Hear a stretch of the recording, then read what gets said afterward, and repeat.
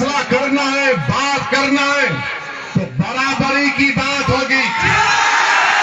ये नहीं हो सकता कि मैं किसी एक दूर कोने में खड़ा रहूं और कोई मेरे फैसले का मेरे मुकद्दर का फैसला कर दे। अब असदुद्दीन ओवैसी आपको पैगाम देने आया है कि टेबल भी होगा, उस टेबल के सामने कुर्सी होगी और उस कुर्सी के सामने एक और कुर्सी होगी जो तुम सामने बैठकर इनकी आंख में डालकर ये कब तक एक कुर्सी पर बैठकर हमको खड़ा करेंगे, हाथ बांधकर खड़े रहो, नजरें नीची करो? नहीं मेरे भाई, अपना हाथ बांध के खड़े रहेंगे, न नजरों को नीचा करेंगे बल्कि चेयर को लाकर रखकर पैर पे पैर डालकर उस जालिम से ये काम हमको करना।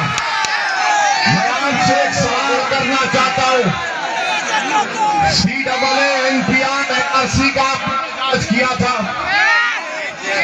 CAA-NPR NRC का आपने एहतजाज किया था ना? यहाँ पर कितनों ने किया था? हाथ उठाओ। क्या आरजेडी और कांग्रेस के लोग तुम्हारे साथ एहतजाज में थे? जब सर्दी में हमारी ये मां और बहनें सुकर रही थी, सर्दी में ज़ेरे आसमान निकलकर CAA-NPR NRC के खिलाफ एहतजाज कर रही थी, तो कहां थे? कहां थे युवराज? युवराज कहीं कहां थे? अपने घर में बैठे हुए थे। हम अपनी बका की लड़ाई लड़ रहे थे। जिस किसी ने भी CAA-NPR NRC की एहतजाज में हिस्सा लिया, मैं आपको दिल की गहराइयों से सलाम करता हूं। अल्लाह तुमको सलामत रखे। खास तौर से हमारी उन मां और बहनों को जिन्होंने अपने घर से निकलकर हम तमाम पे उम्मीद दी कि अब जमहूरियत में एहतजाज करने का तरीका भी हमारी मां और बहनों ने पूरे भारत देश में उनको सिखाया। मैं उन सबको सलाम करता हूं। मैं एक और बात आपके सामने अर्ज करके यहां से रुखसत हो जाऊंगा। मैं आपको बता रहा हूं कि आज आपको डरने और घबराने की जरूरत नहीं है। नहीं है। बीजेपी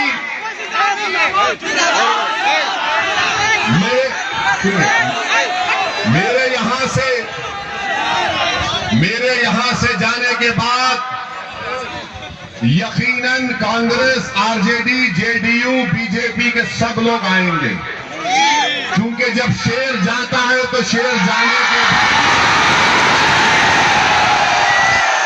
तो आएंगे और आकर एक बात जरूर कहेंगे सबके सब।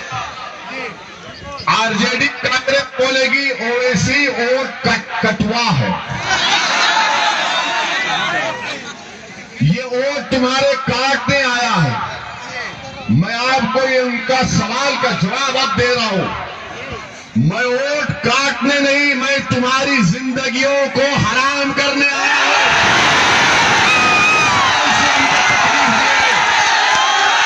मैं वोट काटने नहीं आया हूं, मैं वोट तुम्हारा लेने आया हूं। मैं तुम्हारे दिलों को मिलाने आया हूं। मैं तुम्हारे दिलों में जो जज्बात छुपे हैं वो उसको अपनी जबान से उसकी तर्जुमानी करने की कोशिश कर रहा हूं। जो हमारी मां और बहनों की आंखों में अपनी औलाद के ख्वाब छुपे हैं, उन ख्वाबों को पूरा करने की हम कोशिश कर रहे हैं। मैं दिलों को मिलाने आया हूं और दिलों को मिलाकर रखूंगा इंशाअल्लाह ताला। और ये आरजेडी कांग्रेस से ये पूछ लेना कि पार्लियामेंट के चुनाव में 40 सीटें हैं बिहार में, 39 लोकसभा सीट पर कैसे जेडीयू बीजेपी कामयाब हो गई? क्या आपने पार्लियामेंट के चुनाव में बीजेपी को वोट दिया? नीतीश को दिया? तो फिर कैसा जीता मोदी?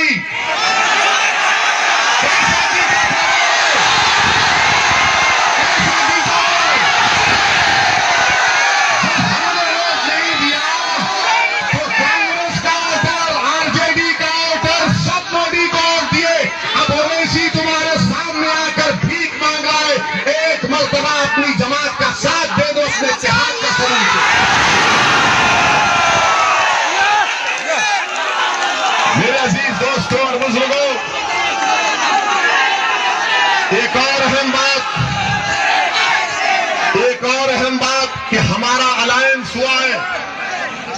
हमने कुशवाहा साहब की पार्टी आरएलएसपी से अलायंस किया।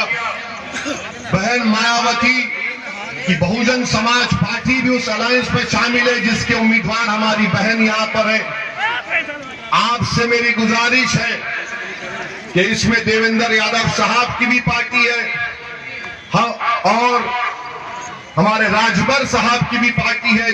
कुल मिलाकर 6 पार्टियों का ये डेमोक्रेटिक सेकुलर अलायंस फ्रंट बना, और हमने कुशवाहा साहब को अपना चीफ मिनिस्टर के तौर पर अपना उम्मीदवार बनाकर पेश किया। मेरी आपसे गुजारिश है कि हमारी ये बहन यहां पर जो खड़े है, और जो बीएसपी के कैंडिडेट्स या जो जहां कहीं भी इस अलायंस के कैंडिडेट्स हैं, हमारी बहन जनाब रीता देवी और राघवेंद्र नारायण साहब जो बीएसपी गुरुवा के कैंडिडेट हैं, आप हमारी बात उस विधानसभा के वोटर तक भी पहुंचाइए और उनको कामयाब और कामरान करिए।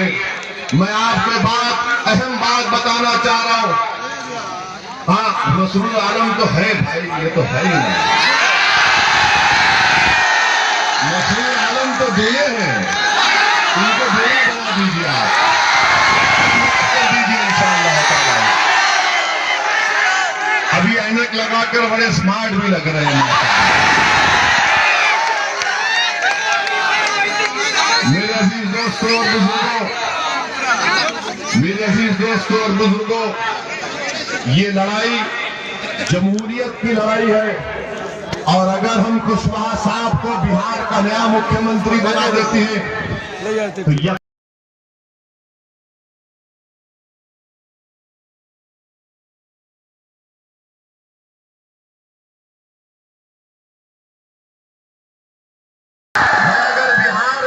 लड़ रहा हूं तो अपनी मकबूलियत के लिए नहीं, अल्हम्दुलिल्लाह अल्लाह का इतना बड़ा फजल और करम है कि अल्लाह ने इस गुनाहगार को बहुत चीजों से नवाजा।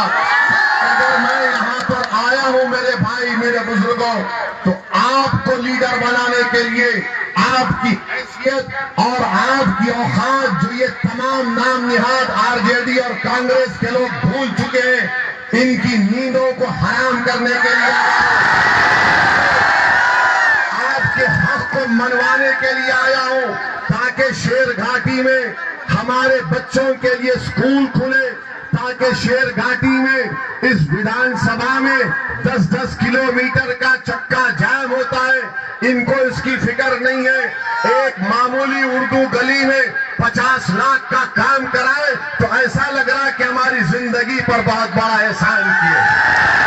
मेरे अजीज दोस्तों और बुजुर्गों, अब वक्त आ चुका है कि ये भारत जो हमारा मुल्क है, जिसको हमारे बुजुर्गों ने अपने खून से सींचा, जिसको हमारे बुजुर्गों ने अंग्रेजों के खिलाफ अपनी जान की अजीम कुर्बानी दी, ये हमारा भारत जिसमें हमने मोहम्मद अली जिन्ना के पैगाम को ठुकराया, इसको हमारी सरजमीन माना। इस मुल्क में हमने बाबा साहब अम्बेडकर का संविधान अपने आप को लिया, और आज बाबा साहेब अम्बेडकर का संविधान हम तमाम से कहता है। बाबा साहेब अम्बेडकर ने तो संविधान बनाया, अकलियतों को, हमारे दलित भाई बहनों को, आदिवासियों को बाबा साहेब अम्बेडकर ने संविधान बनाकर उसमें आर्टिकल्स बनाए, मगर बाबा साहेब अम्बेडकर ने हमको यह भी कहा कि ये जो संविधान मैं तुमको देकर जा रहा हूं, इसको अगर हासिल करना है तो इलेक्शन लड़ो, सिर्फ वोट मत डालो बल्कि वोट लो, अपने नुमाइंदों को कामयाब करो, ताकि आप जब आपके मुकद्दर के फैसले होंगे, जब तुम्हारे मुकद्दर के फैसले होंगे, तो तुम्हारे मुकद्दर के फैसले तुम तय करोगे। कोई आरजेडी, कांग्रेस, नीतीश या मोदी बैठकर हमारे मुकद्दर